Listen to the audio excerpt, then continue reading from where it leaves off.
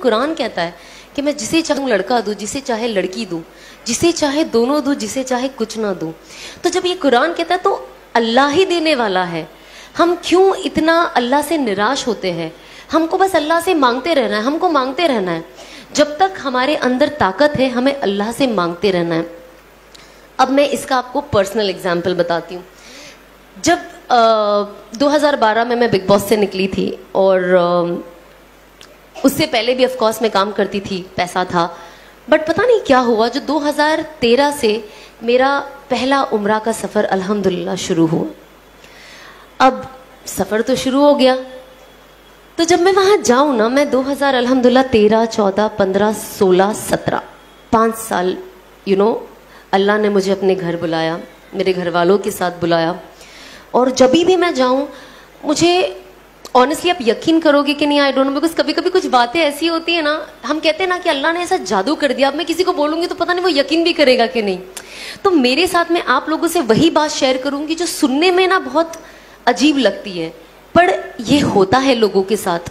इसीलिए जब मैं कुछ भी सुनती हूँ ना, किसी के साथ, कोई बुजुर्ग के साथ ये हुआ, तो मैंने कहा नहीं, वो तो बुजुर्ग थे, जब मेरे जैसे के साथ ये हो सकता है तो कुछ भी हो सकता है। कभी कभी हम कुछ स्टोरीज सुनते हैं, हम कहते हैं बहुत अजीब स्टोरी है, ये पॉसिबल ही नहीं है। हमारी आदत है ना ये चीज़ करने की।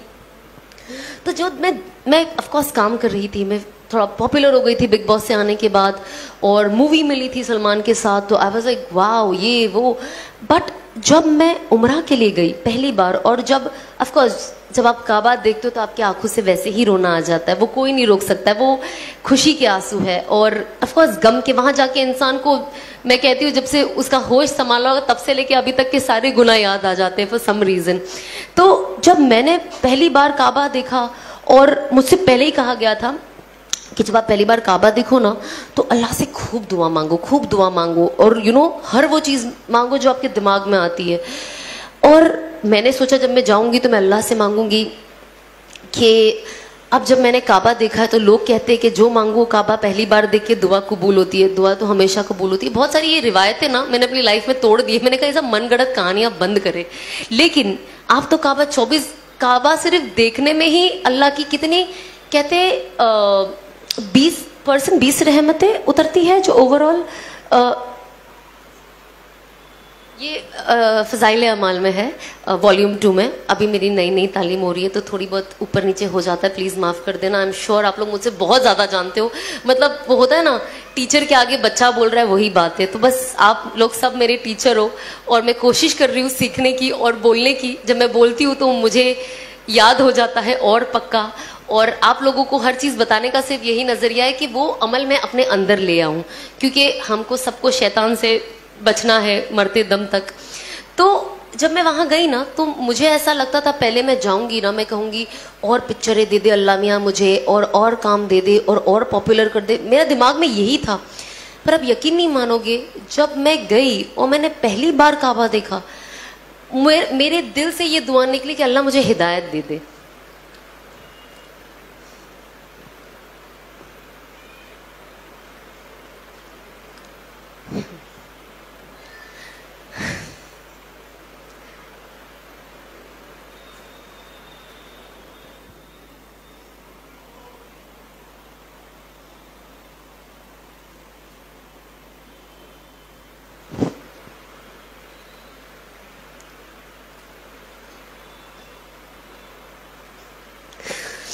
ऑनेस्टली आई डोंट नो कितने लोग इस चीज़ को वैल्यू करते हैं, पर मेरे लिए ये वर्ड हिदायत मेरे लिए बहुत वैल्यू करता है, बहुत।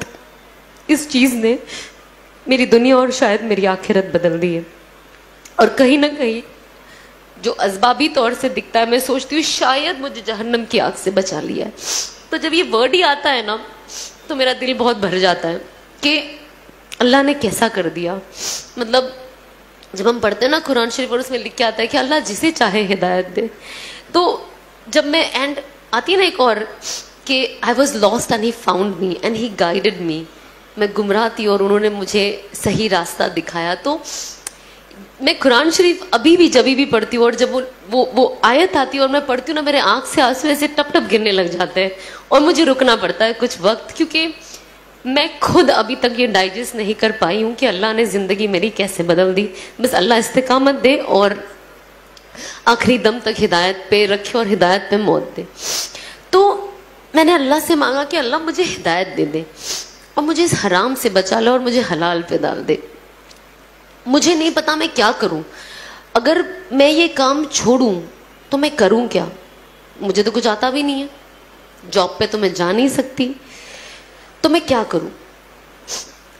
उसके बाद मैंने अनफॉर्चुनेटली दुनिया ऐसी है ना, ये बहुत सैड चीज़ है जो मैंने शादी के बाद भी बहुत एक्सपीरियंस किया है लोगों के ज़रिए, बट मैं अदरवाइज़ आपको एक्सपीरियंस बताऊंगी कि लोग कहते हैं, जो लोग थोड़े बेचारे गुमराह हो जाते हैं और जो थोड़े ज़्यादा हो जाते हैं मेरे जैसे, वो कहते हैं सब छोड़ दो, सब छोड़ दो, हिदायत पे आ जाओ, सही रास्ते पे आ जाओ, सही रास्ते पे आ जाओ, और ये तो फहाशी है और गैर महरमों के साथ ऐसे काम करना बेशक गलत है।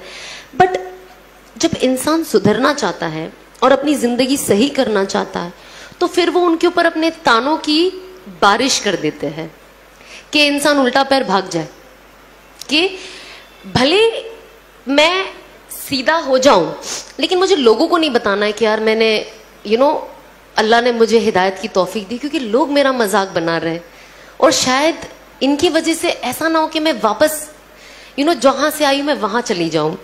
क्योंकि इंसान कमजोर होता है ना, इंसान ताने, आज हम घर में ताने सुनते तो कैसा लगता है कि घर से भाग जाओ, होता है ना कभी कभी फीलिंग, भागना नहीं है बट वो फीलिंग आती है ना एक इंसान को। तो जब इतनी सी चीज पे जब आपकी अम्मी आपको कुछ बोल दे या कुछ ऐसा हो जाए तो इंसान सोचता है यार कितना, क्यों ऐसे यार, मुझे क्यों ताने दे रहे, इंसान कितना रोता है।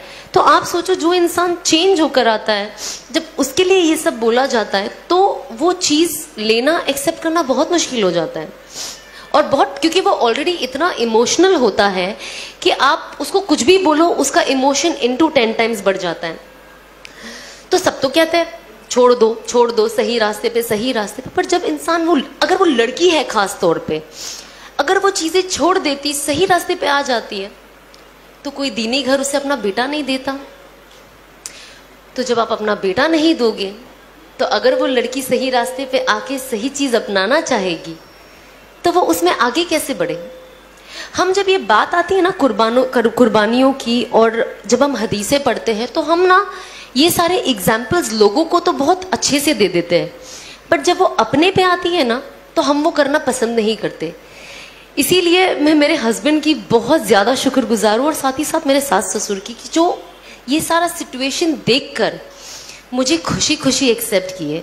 मेरे हस्बैंड ने एक इतना बड़ा स्टेप लिए, क्योंकि होता ना जो इंसान आलिम होता है तो उनके जो सराउंडिंग वाले होते हैं वो उनका दिमाग, कुछ लोग, नॉट ऑल, कुछ लोग ऐसा दिमाग में फितूर बिठा देते कि सामने वाला जो कुछ करना भी चाहता है तो उसे नहीं करने देते, क्योंकि उसको इतना डाउटफुल कर देते हैं कि आप तो इससे शादी कर रहे हो, ये टिकेगी कि नहीं। मतलब मेरी निकाह पे तो ऐसी ऐसी बातें उठी थी, मैं टिकूंगी कि नहीं, शादी मेरी 6 महीने भी नहीं टिकेगी और मैं वापस वही हो जाऊंगी जो मैं थी। और मैं अल्लाह को यही कहती थी कि अल्लाह मुझे सब्र दे और इन सबको दिखा दे कि ये लोग कितने गलत हैं। और शायद जब वक्त जाएगा और लोग देखेंगे तो शायद अपना नज़रिया बदले। मुझे जो चीज़ से मैं गुजर रही हूँ अभी, और जो तकलीफ चीज़ें सुनकर मुझे हो रही है, लेकिन मेरे कुछ चीज़ को लोगों तक ऐसे पहुँचा कि मेरे बाद आने वाली लड़कियों के लिए आसानी कर दे, ताकि मेरे जैसी जो और लड़कियां हैं वो अपनी ज़िंदगी का रुख बदले। और अनस को देखकर जो लड़के हैं वो ये करने के लिए आगे बढ़े कि हमें लाया गया, हमें बातों के लिए तो ना लाया गया है। मैं तो यहाँ बैठ के बड़ी बड़ी बातें कर सकती हूँ, बड़ी बड़ी बातें कर सकती हूँ, लेकिन अगर मैं वो अमल नहीं करती हूँ तो कोई पॉइंट ही नहीं है।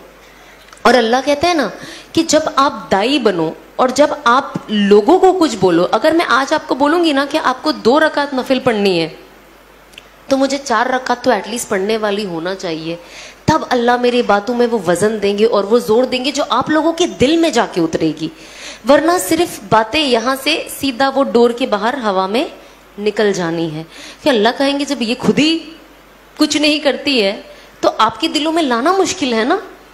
तो ये बहुत ज़रूरी है कि हम किस चीज के बारे में क्या सोचते हैं। हमें सोच के साथ, हमें कहते हैं ना, हम प्रीच करने वाले नहीं बने सिर्फ, you practice what you preach. आप जो बोलते हैं आप खुद प्रैक्टिस करें। तो मैं ऑफ कोर्स बातें करने से पहले मैंने प्रैक्टिस करना शुरू किया, और जितनी चीज मैं अभी प्रैक्टिस करती हूँ मैं वो चीज बातें करती हूँ, और जो चीज मैंने नई नई अमल में लाई है मैं वो भी कोशिश करती हूँ कि मैं शेयर करूँ, ताकि साथ ही साथ जिन किसी को एक्चुअली पता, आप यकीन नहीं मानोगे, जैसे मुझे मेरे शौहर एक कोई बता देते कि आप ये पढ़ो, ये पढ़ने के बाद ये ज्यादा जरूरी है और इससे फलाना फलाना फायदा है। पता है मेरी सबसे पहली फीलिंग क्या होती है? मैं जल्दी से इंस्टाग्राम पे डाल दूं ताकि सब पढ़ ले और सबको ये फायदा हो जाए।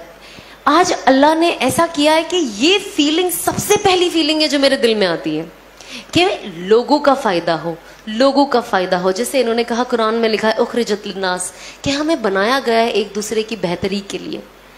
अल्लाह कहता है कि आप जाए और लोगों को बताए कि मुझे क्या पसंद है, और लोगों को जाकर ये भी बताए कि मुझे क्या नहीं पसंद है। और जो मेरी सुन्नतों को फॉलो करेगा और हुजूर पाक सल्लल्लाहु अलैहि वसल्लम की सुन्नतों को फॉलो करेगा, वो बिल्कुल कामयाबी के रास्ते पे है। तो यही तो कुरान हमें कहता है एकदम खुले अल्फाज में। इसमें रीड बिटवीन द लाइन कुछ नहीं है कि अब आप इसके कितने मतलब निकालोगे, इसका कोई मतलब नहीं है। कट एकदम स्ट्रेट, पॉइंट टू पॉइंट लिखा हुआ है। इसमें हमें कोई आगे पीछे की कोई दलाइल नहीं है, एकदम स्ट्रेट है। अगर ये कोई नहीं समझे तो वो बेवकूफ़ी होगा।